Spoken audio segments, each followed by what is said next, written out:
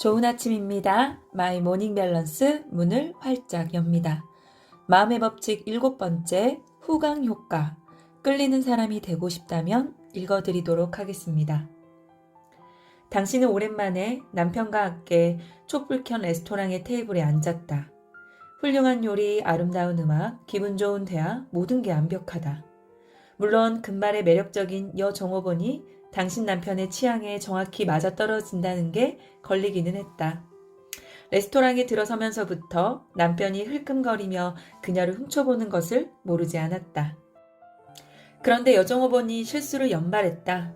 처음에는 주문 많은 것을 혼동했고 와인을 흘리는 실수를 저질렀다. 마지막으로는 레스토랑을 가득 메운 손님들 앞에서 접시를 떨어뜨리는 소동을 벌이기까지 했다. 당신은 속으로 혀를 차며 내심 만족스러운 미소를 지었다.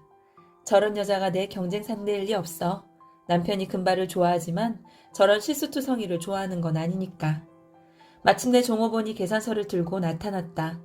그런데 곁눈질로 훔쳐보니 남편은 그녀에게 상당히 많은 팁을 주는 게 아닌가? 그건 거의 30%야. 당신이 퉁명스레 쏘아붙였다. 저런 서비스에 왜 팁을 그리 많이 줘? 응, 바로 그 서비스 때문에. 남편이 감동한 표정을 감추지 않고 대답했다. 저 정호보는 아주 훌륭한 서비스를 했어. 남편이 너무하다 싶으면서도 다들 어느 정도 수긍하리라. 사무실에서, 학교에서, 슈퍼마켓에서, 아무튼 거의 모든 것에서 우리는 매력적인 이성을 만나면 눈이 번쩍 뜨인다. 언어적인 표현일 뿐이 아니라 과학적으로 입증된 사실이다. 심리학은 이런 현상을 후광효과라고 부른다. 개인의 한 가지 특성이 워낙 강렬한 나머지 다른 측면들을 덮어버려 전체 그림을 완전히 왜곡시키는 현상이다. 주로 매력적인 외모로 빚어지는 현상이긴 하지만 다른 특성, 예를 들어 특히 공손하다든지 유명한 어머니의 아들이라는 사실 등으로도 후광효과는 나타날 수 있다.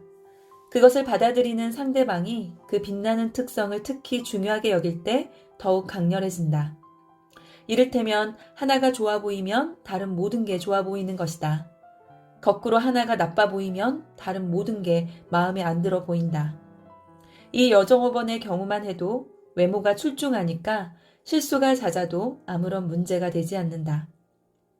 미국의 심리학자 에드워드 손다이크와 고든 올포드는 1차 세계대전 중에 후광효과를 밝혀냈다. 연구에 의하면 장교들은 부하병사가 잘생기고 자세가 바르면 어떤 일이든 훌륭하게 처리해낼 것으로 믿었다. 오늘날 사람들의 평균 수입 조사 결과를 보면 매력적인 외모의 소유자가 그렇지 못한 사람들에 비해 15%가량 더 버는 것으로 확인된다. 과학의 체질량 지수를 대입해 본 결과 과체정일수록 수입이 나빠지는 것으로 나타났다. 키가 작아도 마찬가지였다. 참가자들은 대상으로 가상 지원자의 능력을 평가하게 하는 흥미로운 실험이 있었다. 한 그룹은 매력적인 외모를 자랑하는 지원자의 사진이 붙은 이력서를, 다른 그룹은 똑같은 이력서를 받되 덜 매력적인 사진이 붙은 이력서를 보았다. 결과는 더 멋진 사진의 지원자가 훨씬 좋은 평가를 받은 것으로 나타났다.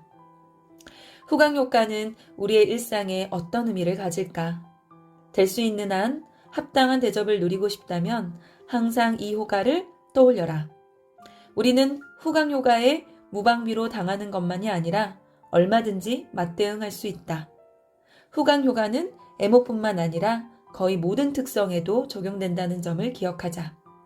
그러니까 평가하는 사람이 그때그때 어떤 특성을 중요하게 여기는지 주목해 보아야 한다. 예를 들어 당신의 사장이 뛰어난 기억력을 특별히 좋아한다면 적절할 때 당신의 기억력을 과시하자. 그럼 사장은 더 많은 일을 당신에게 믿고 맡길 게 분명하다. 면접관이 스포츠를 좋아한다면 청소년 축구팀에서 우승한 적이 있다고 언급하라. 어떤 사람들은 이런 것을 두고 아첨이라 부를지도 모른다. 하지만 우리는 이것을 심리학적 근거가 있는 아첨이라 부르리라.